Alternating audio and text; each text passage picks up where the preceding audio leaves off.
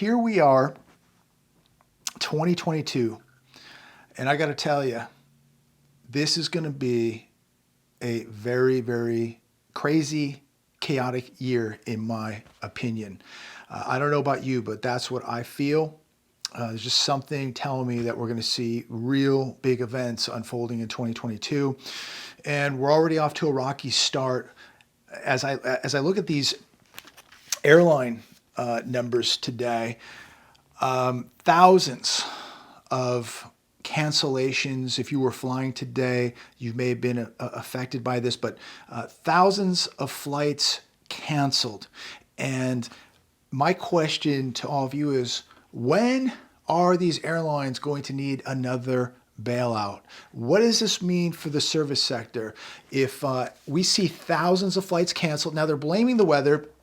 I'm reading an article here today on CNBC. Here's another one on USA Today. Check your flight status. Airlines have already canceled more than 2,100 flights today, Sunday.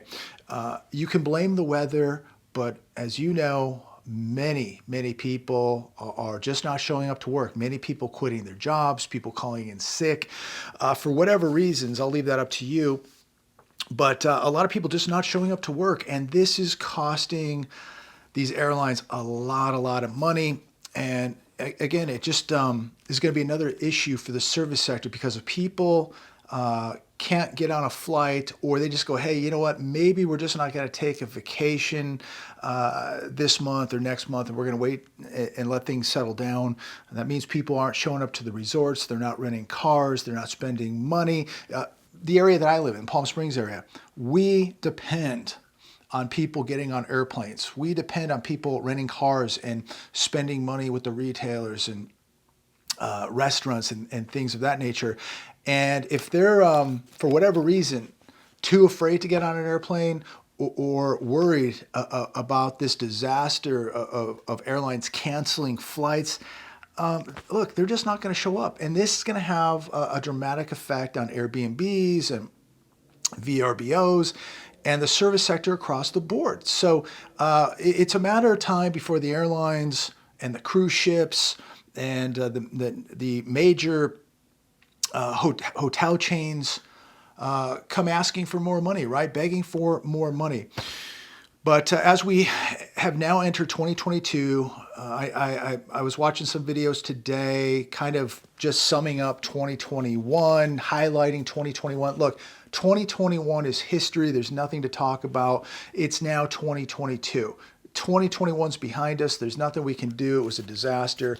Now we have another disaster on our hands, and that's 2022. So let's talk about the coming trends of 2022. Please comment down below, what trends do you see coming for 2022? I jotted down a couple. Short-term interest rates will go up. That I believe we're going to see, no doubt about it. Interest rates are going to continue to rise, and as they do not blame the shipping crisis and shipping issues. Don't blame factories closing in Asia.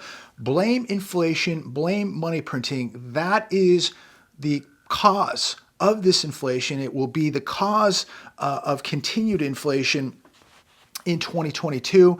And interest rates, as I said, will go up. Short-term rates will go up. Long-term rates will also rise as the Fed unwinds its balance sheet. We're going to see, in my opinion, central banks across the globe continue to taper, continue to raise rates, which many central banks across the globe have already begun raising rates. They've already begun the tapering. The easy money is going to be winding down. Now, look, could they come back and send everybody a stimulus check this year? Yes. I don't believe it's going to happen. But if, $1,400, $1,500, $2,000 is going to change your world, you're already in extremely bad shape. But I believe the easy money is going to disappear. And this means that the pain is coming. That people are going to begin to feel the pain. As rates go up, the cost to borrow money goes up. People are going to really begin to feel the pain. And on top of it, the inflation that we've already seen and more coming. the interest rates going up. The pain is coming, ladies and gentlemen, and this is why I've been making these videos the past few years, because this day of reckoning is coming. You don't know what's going to come out of left field.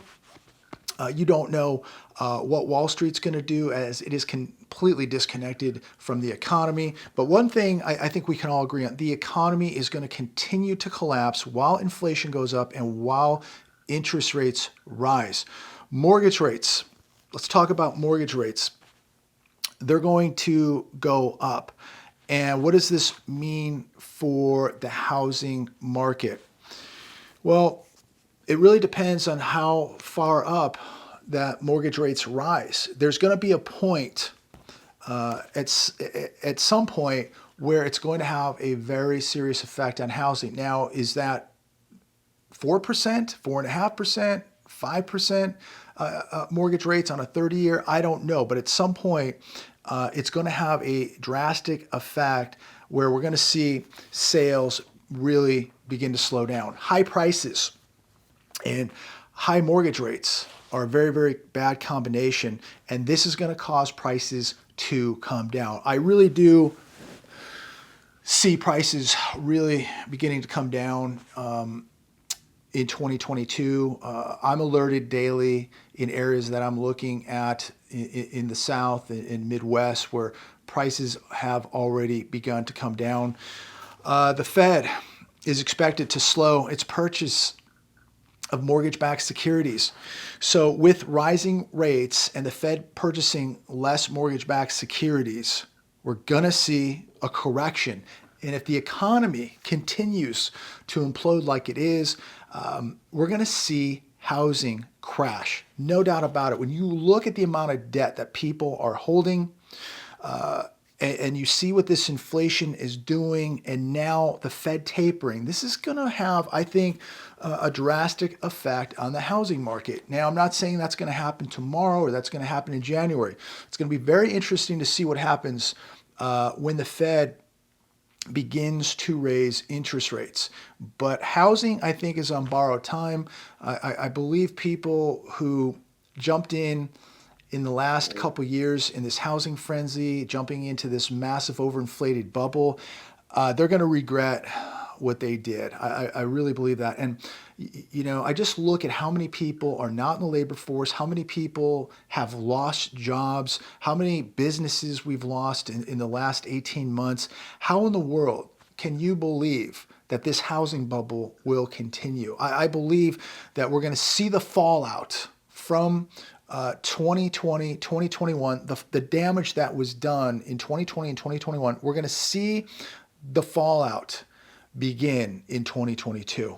Right now, mortgage rates are below the rate of inflation. This will not last much longer as central banks are getting very nervous about this inflation. And so, I mean, think about that.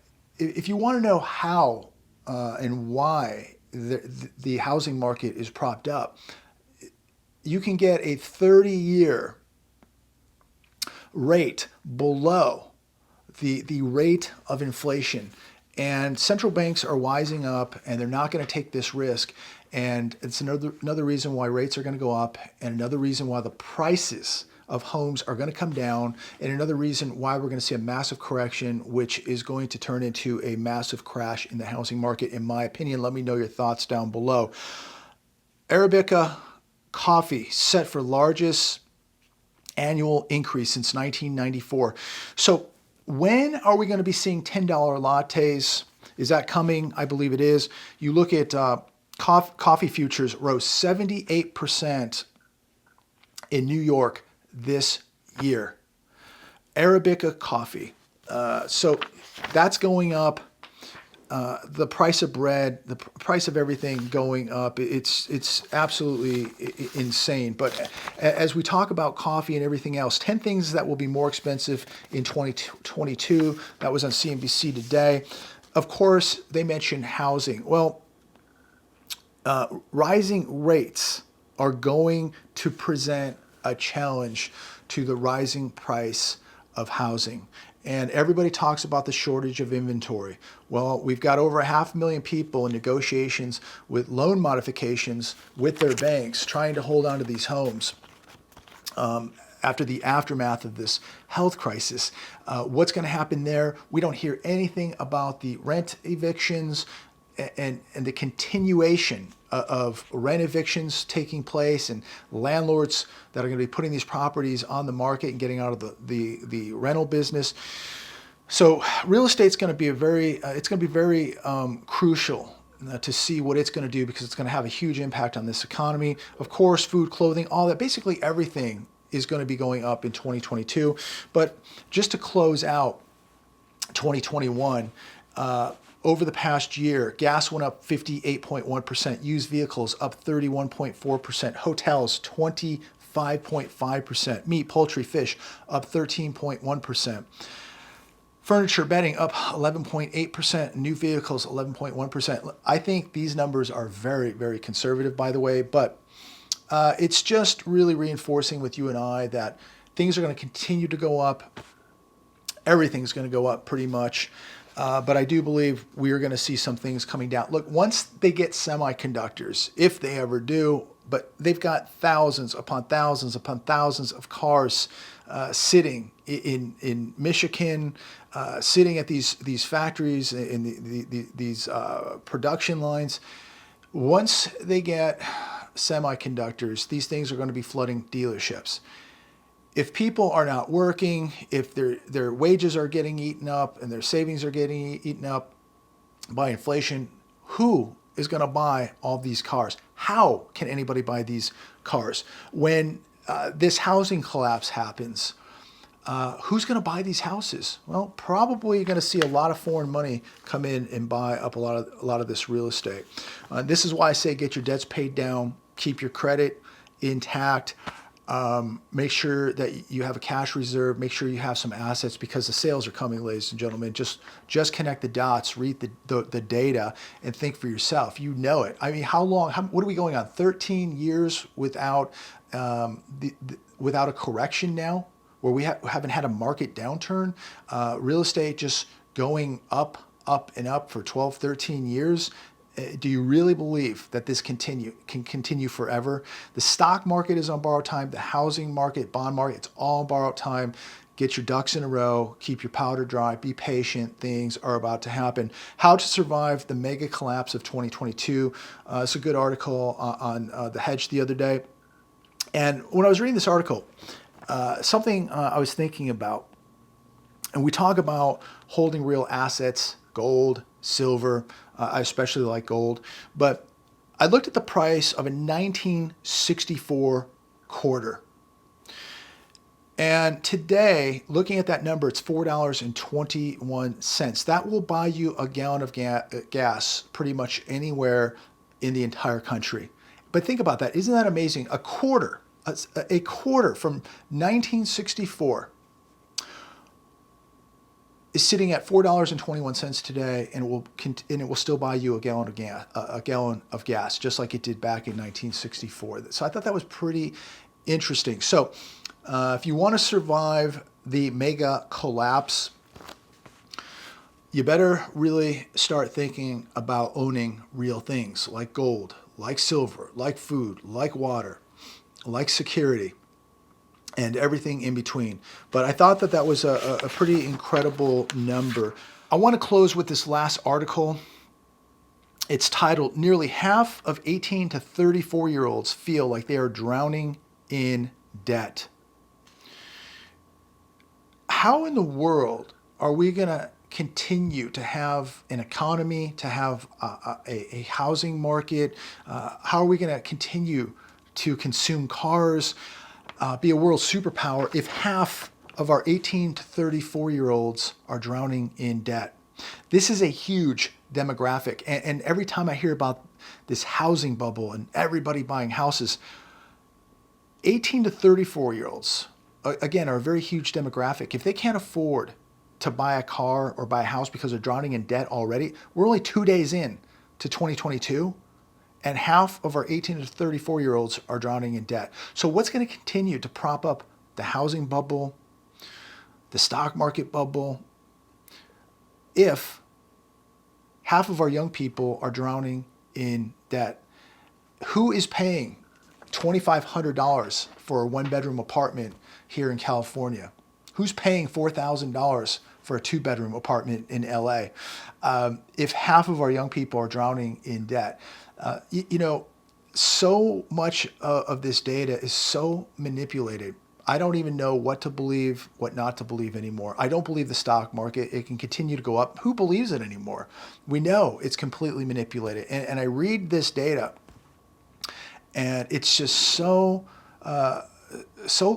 contradictory. 1 minute, everybody's buying a house, but we know that 80% of the country is living paycheck to paycheck. 18 to 34-year-olds, half are already tapped out, and we're 2 days into 2022. Think about that. Average household credit card debt over $8,000. That's manipulated. It's much higher than that. People now reliant on having 5 to 8 credit cards, using it for essentials, paying rent, paying for food, paying for gasoline. This is all going to come to an end, ladies and gentlemen, and I really, truly believe this is going to be the end for a lot of people in 2022. People are being evicted that we don't hear about. People are tapped out. We don't hear about it. What happens when credit card companies, when the banks start saying, hey, we're cutting your credit cards, your available credit in half? What are people going to do? Or we're just shutting your credit cards off. What are people going to do? We are really in a very, very scary time. Uncharted waters, a year of uncertainty is right before us. And I would say that there is so much uncertainty politically, socially, financially. This is why you need to be owning real things. So I'm going to leave it there this evening. Comment down below. What do you forecast? What trends do you forecast for this 2022? 2021 is over. It's history. It's done. It doesn't even matter at this point. What matters now is what lies ahead of us and what we're doing to protect ourselves and how we're preparing. Complacency is going to guarantee that you lose. A lot of people have been writing me saying that their family members, relatives, friends just believe everything is going to be fine. It's going to get better in 2022. And we have a lot of people out there that believe in, the teddy bears, the rainbows, the puffy white clouds, and that everything's going to be okay. So many people want to ignore the truth, ignore reality, don't want to talk about it. It's scary, it's negative. They don't have time for it. This has really consumed me because this is so important what's happening. And I know I've lost a lot of friends over this, but you find out who your real friends are. There's a lot of people out there that would rather be watching Netflix and their comedies and their football and their basketball and call you a doom and gloomer, call you paranoid, call you a fearmonger, whatever. That's fine. This is my country. This is my future. This is your future, your country. And I guess people believe their television shows and their football is more important. I'm very, very worried and concerned about what's going to happen because, as we said before, people are going to be knocking on your door for help, for food, for security, for a roof over their head. And there's people watching this already who've already had that knock at the door. So my life doesn't revolve around television shows. It doesn't revolve around football or basketball or baseball. It revolves around reality and what is happening. And as long as I see these dangers, I'm going to continue talking about them. I'm going to continue to consume and absorb as much data as possible and share it with you to absorb as much knowledge. And I think it's good for you to do too. Make sure you're doing your own due diligence. Make sure you're doing your own homework. Make sure you're absorbing as much knowledge as you can. Knowledge is power. The more that you know about what's going on, the better you're going to be able to protect yourself from what is going on. The banks are going to be in very, very big trouble. That they're in trouble right now. And that's why many of you don't have huge amounts of money sitting in the banks. This is why many of you have paid off or paid down your debts. So this is why we're getting out of the system. So, I know I'm judged and criticized quite a bit because my life really revolves around what is going on. And I do like to take a break from it now and then. But ladies and gentlemen, this is the biggest, the most important game in world history, okay? And millions are going to lose everything they have. The middle class is going to continue to get decimated. Small, medium business will continue to get decimated. And it's never coming back. People are going to be wiped out and they're never coming back. And I want all of you to make sure you're protecting yourself, protecting your wealth, thinking outside of the box, and really, really critically thinking about having things that you can use to barter with, things that will benefit you if the power goes out, if there's a cyber attack, just things that are going to be of importance to you in the worst of times. Not keeping all your ducks or all your eggs in one basket. So something to think about. We're in early 2022. Use your time wisely. And again, as I've said many times, we don't know what we could wake up to tomorrow. I expect markets to continue to go up this week, which nothing's going to stop it at this point. But get ready. I think once that first rate increase happens, we're going to start seeing things begin to change. Prices of everything are going to continue to go up. Question is, how long can people hang on? I'll leave it there. Have a wonderful evening. Have a great week. Talk with all of you very, very soon.